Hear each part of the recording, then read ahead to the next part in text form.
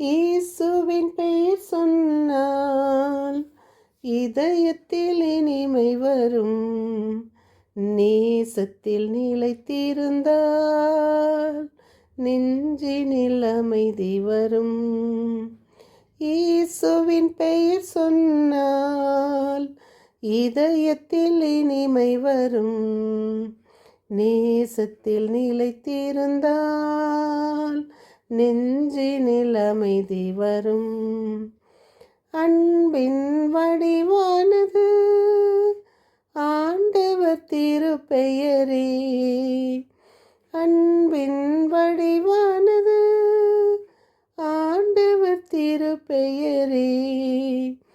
இன்பம் நிறைவானது இயேசுவின் திருப்பெயரே.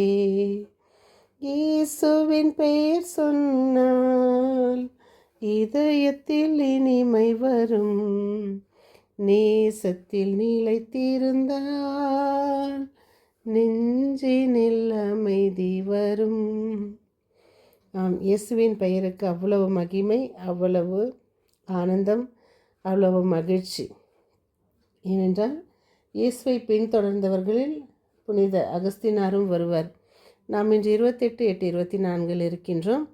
என் இனிய உறவுகளை, ஆவியானவரின் வல்லமையோடும் நாம் செயல்படுகின்ற அன்னை மரியின் துணையோடும் ஒவ்வொரு நாளும் நாம் தொடர்ந்து வாசித்து கொண்டிருக்கிற சங்கீதம் 38, 16, 17, 18 நாம் நீதிமொழிகள் வாசிப்பது நாம் தொடர்ந்து ஒவ்வொரு நாளும் அதை நமக்கு எடுத்துரைப்பது 20, 19, 20, 21.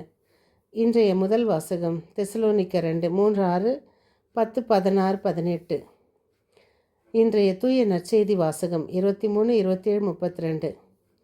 இதோ நாம் நீதிமொழிகளில் பார்க்கும்போது வம்பளப்போன் மறைச்செய்திகளை வெளிப்படுத்தி விடுவான், வாயாடியோடு உறவாடாதே. இது நமக்கு எப்படி சொல்வது என்று தெரியவில்லை. வாயாடியோடு உறவாடாதே, வம்பளப்போன் மறைச்செய்தியை, மறைவாக ஏதாச்சும் ஒரு விஷயத்தை நாம் சொல்லி வைத்தோம் என்றால் உடனடியாக அதை வெளிப்படுத்தி விடுவார்கள்.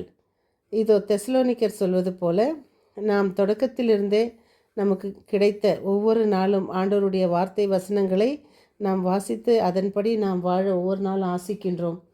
உங்களுக்குள் எவருக்கு உழைக்க மனமில்லையோ சோம்பேறி திரியவில்லை. சோம்பேறி நாங்கள் பவுலடிகளார் சொல்கிறாரு, நாங்கள் சோம்பி திரியவில்லை, எவரிடமும் இலவசமாக நாங்கள் உணவருந்தவில்லை, மாறாக உங்களுள் எவருக்கும் சுமையாயிராதபடி ராப்பகலாய் பாடுபட்டு உழைத்தோம். எவருக்கும் சுமையாயிராதபடி. பார்த்தீர்களா, நாம் இன்று எவருக்கும் சுமையாயிராதபடி நாம் ஒவ்வொருவரும் அவரவர் கை உழைப்பை நாம் பலப்படுத்தி, உழைக்க மன்னமில்லாதவன் உண்ணலாகாது என்ற வசனத்தின் பிரகாரம் நாம் ஒவ்வொரு நாளும் நாம் உழைக்க வேண்டும். தந்தை தாய் 20ஆம் அதிகாரம் 20 தந்தையும் தாயையும் சபிக்கிறவனின் விளக்கு காரிருள் வேளையில் அணைந்து போகும். இது நாம் ஒவ்வொரு நாளும் தினம் இதை நாம் இந்த வசனத்தை சொல்லி நம்மை நாம் தேற்றுவோம். ஏனென்றால் நம்முடைய தாய் தந்தைக்கு நாம் 10 கட்டளைகள் ஒரு கட்டளையும் தாய் தந்தையை மதித்து நட. இதோ நீதிமொழிகள் சொல்வது, தாய் தந்தை சபிக்கிறவனின் விளக்கு காரிருளில் அணைந்து போகும். தொடக்கத்திலேயே விரைவில் கிடைத்த உரிமை சொத்து இறுதியில் ஆசி பெற்றதாயிராது. நாம் பணத்துக்காகவும் சொத்துக்காகவும் நகை நட்டுக்காகவும் என்று பெற்றோர்களை இழந்த பிள்ளைகள், பெற்றோர்களை வெறுக்கின்ற பிள்ளைகள், பெற்றோர்களை அவமதிக்கிற பிள்ளைகள் எவ்வளவு பெற்றோர்களை கேவலப்படுத்துகிறார்களோ அவ்வளவு அவர்களுடைய ஆயுள் நாட்கள் குறையும். பெற்றோர்களுடைய ஆயுள் நாட்கள் குறையும் என்பது நமக்கு சங்கீதம் எடுத்து சொல்கிறது. இதோ நீதிமொழிகள் சொல்வது, பெற்றோரை சபிக்கிறவனின் விளக்கு காரிருள் வேளையில் அணைந்துவிடும். பெற்றோரை இன்று முதியோர் இல்லத்துக்கு அனுப்புவது, மரியாதை இல்லாமல் நடத்துவது, அவர்களுக்கு எந்த விதத்திலும் மரியாதை கொடுப்பாமல் இருப்பது.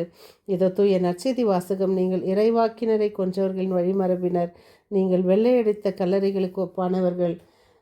இதோ இயேசு கூறியது, வெளிவேடக்காரரை, மறைநூல் அறிஞரை, ஐயோ உங்களுக்கு கேடு. நேற்றும் நாம் இதை வாசித்தோம், ஐயோ உங்களுக்கு கேடு என்பதை. ஒவ்வொரு நாளும் நாம் இறை வார்த்தையை படிக்கும்போது அதில் நம்மை மூழ்கச் செய்ய வேண்டும். இதோ ஆண்டவர் சொல்கிறார், நீங்கள் கல்லறைகளை கட்டுகிறீர்கள் இறைவாக்கினர்களுக்கு, உங்கள் மூதாதையர்களும் அதைத்தான் செய்தார்கள்.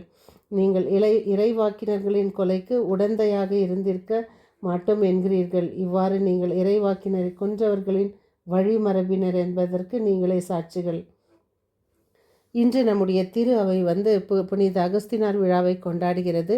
எவ்வாறு பாவிகளை இறைவன் அன்பு செய்கிறார் என்பதற்கு இவர் ஒரு பெரிய உதாரணம். தனக்கு 16 வயது நடந்து கொண்டிருக்கும் போது தவறான ஒரு பெண்ணை மணந்து குழந்தையை பெற்றெடுத்தார். தாய் மோனிகா அடைந்த துயரத்திற்கு அளவே இல்லை.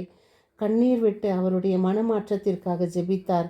அகஸ்தினார் ஒரு நாள் தன்னுடைய வீட்டில் இருக்கும்போது சிறு வயதில் சிறுவர்களில் ஒருவன் எடுத்து வாசி என்று சொல்வது போன்றிருந்தது. விவிலியத்தை எடுத்து வாசிக்கத் தொடங்கினார். ரோமையர் 13:14 தீய இச்சைகளுக்கு இடம் கொடாமல் கிறிஸ்துவை அணிந்து கொள் என்ற வார்த்தை அவருடைய மனமாற்றத்திற்கு வழிவகுத்தது. திருச்சபையின் வளர்ச்சியில் புனித அகஸ்தினாரின் பங்கும் அதிகமாக உள்ளது என்றால் மிகையாகாது. இதோ நாம் ஒவ்வொருவரும் தினம் ஒரு புனிதர்களை நினைத்து அவர்களை முன்மாதிரியாக எடுத்து வாழ முயற்சி செய்வோம். மறப்போம், மன்னிப்போம், உழைப்போம், பெற்றோரை மதிப்போம். மீண்டும் சந்திக்கும் வரை உங்கள் அன்பு தோழி.